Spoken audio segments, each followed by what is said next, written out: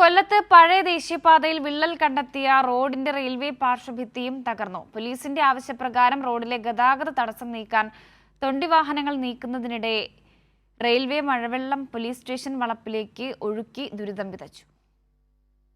Railway നാട്ടുകാർക്ക് മാത്രമല്ല, നമ്മുടെ ഈസ്റ്റ് പോലീസ് സ്റ്റേഷനും 8ന്റെ പണിയാണ് കൊടുത്തത്. ഈ വെള്ളക്കെട്ടാണ് ഇതിന് ഏറ്റവും വലിയൊരു സാക്ഷ്യം.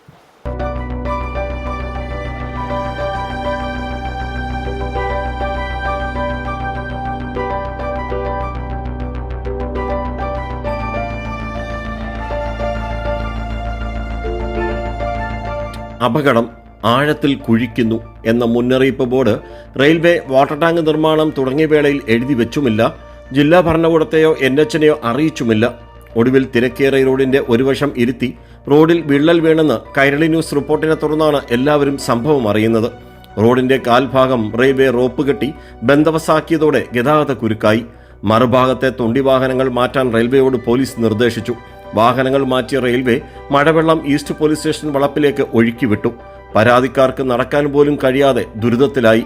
തുടർന്ന് ബന്ധപ്പെട്ട ഉദ്യോഗസ്ഥനെ വിളിച്ചു വരുത്തി പോലീസ് കാര്യങ്ങൾ ബോധ്യപ്പെടുത്തിയപ്പോൾ തന്നെ അസഭ്യം പറഞ്ഞുവെന്ന് മേലുദ്യോഗസ്ഥരെ തെറ്റിദ്ധരിപ്പിച്ച് ഇതേ ഉദ്യോഗസ്ഥൻ മറ്റൊരു പ്രസ്താവനയും ഇറക്കി. തുടർച്ചയായി പെയ്ത കനത്ത മഴയിൽ ദേശീയപാതയുടെ ഓരത്തെ ഭിത്തിയും തകർന്നു. Police station വെള്ളത്തിലുമായി.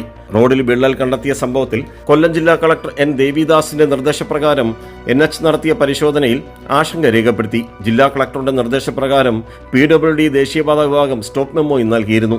25 മീറ്റർ നീളത്തിലാണ് ഈ റെയിൽവേയുടെ തന്നെ പാർശ്വഭിത്തി തകർന്നിരിക്കുന്നത്. താഴെ ഡീപ്പ് എക്സ്കവേഷൻ എന്ന ഒരു ബോർഡ് വെച്ചിട്ടുണ്ട്.